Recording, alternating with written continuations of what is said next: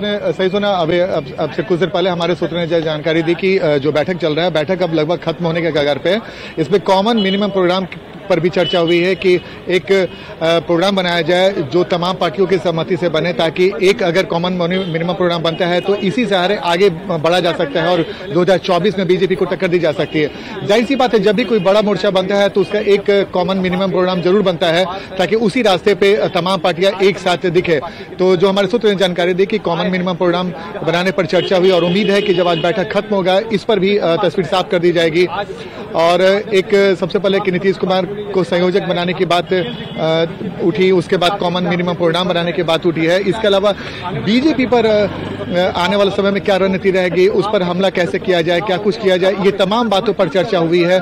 कई सारे महत्वपूर्ण बिंदुओं पर चर्चा हुई, लेकिन कुछ ऐसी महत्वपूर्ण बातें थी जो हमारे सूत्रों ने जानकारी दी, जो हम अपने दर्शकों को बता रहे हैं। लेकिन सबसे ताजा अपडेट यही है कि कॉमन मिनिमम प्रोग्राम पर भी चर्चा हुई और उम्मीद है कि जब बैठक खत्म होगा तो कई सारे ऐसे बिंदु रहेंगे जिसकी चर्चा प्रेस कॉन्फ्रेंस में की जाएगी। जो तमाम जो बैठक में नेता शामिल हुए हैं वो इसकी जानकारी बिल्कुल। आनंद, यही बताइएगा कि अभी और कितना वक्त अभी बैठक में लगेगा और क्या अभी टाइम बताया गया है कितने बजे प्रेस कॉन्फ्रेंस हो पाएगा, और उस प्रेस कॉन्फ्रेंस में क्या सभी नेता एक साथ हमें दिखाई देंगे? देखिए, अब तक जो जानकारी थी पहले बैठक 2 बजे तक चलने वाली थी, लेकिन अब बैठक बढ़ के 2:30 बजे तक हो गई है और 2:30 बजे जब बैठक खत्म होगी उसके बाद एक प्रेस कॉन्फ्रेंस होगा और मीडिया को अलाउ किया जाएगा। और जो अब तक जानकारी मिल रही है कि जो बैठक में जो भी नेता शामिल हुए उसमें से अधिकांश नेता उस बैठक में मौजूद रहेंगे, पीसी में मौजूद रहेंगे, ताकि कई सारे ऐसे नेता का एक साथ एक मंच पे दिखना और एक साथ मीडिया को संबोधित करना भी एक बड़ा उद्देश्य इन लोग का ये है कि इसके माध्यम से एक संदेश दिया जाए कि जो बैठक हुई काफी अच्छे माहौल में हुई और उस माहौल का माहौल की जो जानकारी है वो जनता तक पहुंचे। ये भी महागठबंधन के बैठक में एक कोशिश की जा रही है। आनंद, अभी बैठक को लेकर क्या जानकारी मिल पा रही है? बैठक अभी चल ही रही है, मौजूद रहेंगे। आनंद जी हाँ, अभी बैठक चल ही रही है और बैठक कभी भी खत्म होने की स्थिति में है। बैठक लगभग पूरी हो चुकी है और बैठक में ज्यादा वक्त नहीं है और अब से कुछ देर के बाद प्रेस कॉन्फ्रेंस का भी आयोजन किया गया है। मीडिया के लोग जो जिन्हें बाहर रखा गया था बैठक जहां पे बैठक हो रही है उसके बाद उन्हें अंदर बुलाया जाएगा और उसके बाद प्रेस वार्ता में तमाम जानकारी दी जाएंगी। और जब बैठक खत्म होगा तो बैठक के अंदर क्या कुछ हुआ, जो लगभग 12 बजे के आसपास बैठक हुई थी और लगभग 2 से ज्यादा का वक्त हो रहा है, 2 घंटे का वक्त कम नहीं होता है। कई सारे इशू पर चर्चा हुई। खबर यह भी है कि अरविंद केजरीवाल के जो मुद्दे थे अध्यादेश को लेकर उस पर भी चर्चा, जिस समय लगभग 1 से 1.5 सवा घंटे के आसपास हुए तो उस समय तक चर्चा नहीं होती, लेकिन सवा घंटे के बाद जब बैठक का दौर आगे बढ़ा तो एक खबर यह भी आ रही है कि इस मुद्दे पर भी चर्चा हुई है। मैं कंफर्म नहीं बता रहा हूं, लेकिन जो हमारे सूत्र ने बताया कि इस मुद्दे पर भी बात उठी है, यानी कि इन सब मामलों को सुलझाने की पूरी कोशिश इस बैठक के जरिए जरूर की गई है। आनंद, लेकिन ममता बनर्जी ने भी जो बड़ा बयान दिया था, उन्होंने भी कहा था कि सीट शेयरिंग पर भी बातचीत होनी चाहिए। तो क्या सीट शेयरिंग पर भी कुछ चर्चा हो पाई?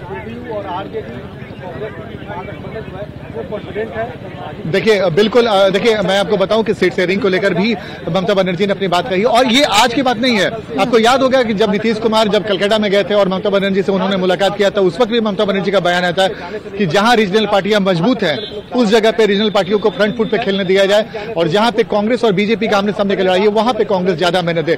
अगर भी कांग्रेस बंगाल में अगर हमारे पास बंगाल में अगर जिद नहीं करती है तो जिस जगह पे कांग्रेस मजबूत है वहां पे तृणमूल कांग्रेस वहां पे जिद नहीं करेगी। तो कुछ ऐसी बातें थी जिसका इशारा तृणमूल कांग्रेस नहीं है बल्कि समय समय पर अखिलेश यादव और महागठबंधन, बिहार में महागठबंधन की जो प्रमुख पार्टियां हैं उन्होंने समय समय पर दिया था कि रीजनल पार्टी जहां पे मजबूत है उन्हें फ्रंट फुट पर खेलने दिया जाए और कांग्रेस और बीजेपी जहां पे उनके आमने सामने की लड़ाई है वहां पर वो मेहनत करे।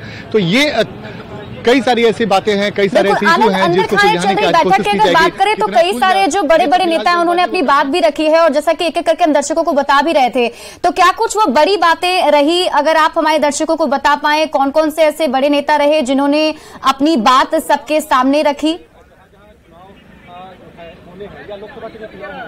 देखिए, बिल्कुल तस्वीर साफ है।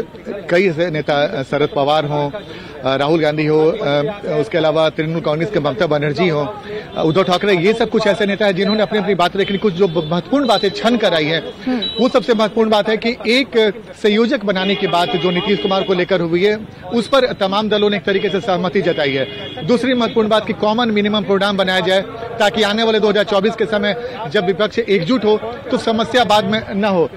तीसरी महत्वपूर्ण बात कि बीजेपी के खिलाफ क्या रणनीति बनाई जाए, कैसे उन पर हमला बोला जाए, इस पर भी चर्चा हुई। इसके अलावा जो सीटों का बंटवारा, कई सारे ऐसे स्टेट है जहां पे कांग्रेस के साथ जो रीजनल पार्टियां हैं उनसे लड़ाई है, तो वैसी स्थिति न पहुंचे, वैसी स्थिति में लड़ाई न हो, इसका भी ख्याल रखा जाए, इस बात की भी चर्चा हुई।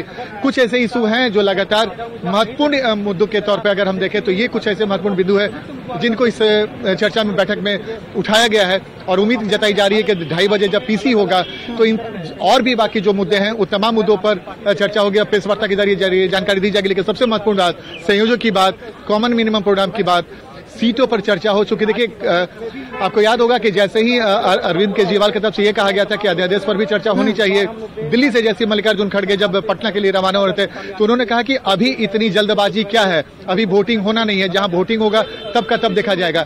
तो कांग्रेस के लिए प्रायोरिटी में नहीं था, जबकि अरविंद केजरीवाल के लिए ये बातें प्रायोरिटी में थी। तो ये कुछ ऐसी बातें थी जिसको इस मुद्दे पे, इस बैठक में भी उठाने की कोशिश की गई है। और कोशिश की गई है कि बैठक ऐसे हो, सकारात्मक दिखे, और जब प्रेस कॉन्फ्रेंस में जब तमाम नेता एक साथ जब प्रेस से बात करेंगे, मीडिया से बातचीत करेंगे, तो कोई ऐसा मैसेज न जाए कि बैठक में कुछ अनबन की स्थिति भी हुई है। कुछ ऐसी जानकारी लगातार। आनंद, जिसका जिक्र अभी आप भी कर रहे थे, आप भी बताए थे कि अरविंद केजरीवाल चाह रहे थे कि अध्यादेश पर बातचीत हो, और जैसा आपने बताया कि शायद इस पर चर्चा हुई भी है बैठक में। लेकिन जो हमने दर्शकों को खबर दिखाई कि आपकी जो मुख्य प्रवक्ता थी, उन्होंने गंभीर आरोप कांग्रेस पर लगाया कि कांग्रेस जो स्टैंड साफ नहीं कर रही है, कांग्रेस बीजेपी के साथ है। तो क्या इन आरोपों पर भी उस बैठक में चर्चा हुई होगी?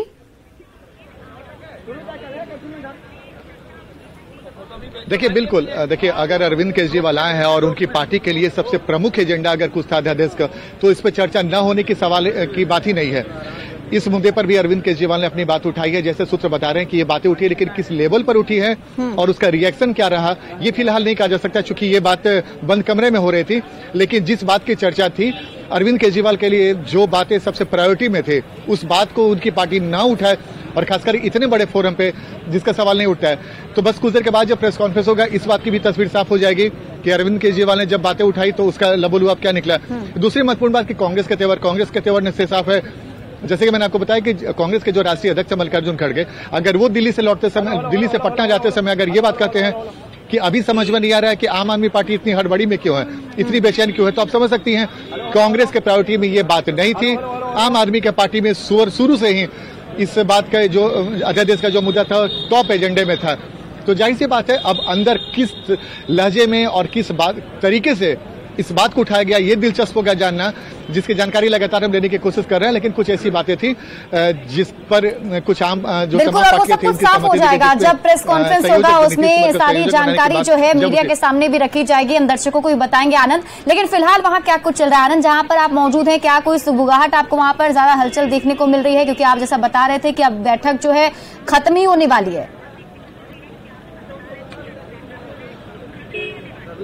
देखिए, हम आपको तस्वीर दिखाने की कोशिश कर रहे हैं। देखिए, ये जिस जगह पे बैठक हो रही है वहां पे की तस्वीर है। वहां पे गाड़ियों का आना जाना शुरू हो गया और कई सारे जो कारकेड हैं वो गाड़ियां भी अब अंदर जाने लगी है। पुलिस की तैनाती मसूदे से कर दी गई है। और अब चूंकि जैसे कि बिल्कुल आनंद नजर बनाए रखिए, और एक छोटा रिएक्शन जो है अपने गेस्ट से भी ले लेते हैं। सबसे पहले रवि उपाध्याय जी के पास आते हैं। रवि उपाध्याय जी, जो बड़ी बात निकल करके सामने आई है कि कन्वीनर बनेंगे, संयोजक के तौर पर काम करेंगे, लेकिन ये तो बात हो गई प्री इलेक्शन की, जिसमें कद बढ़ता हुआ नीतीश कुमार का दिखाई दे रहा है। लेकिन पोस्ट इलेक्शन कितना बड़ा कद नजर आता है नीतीश कुमार?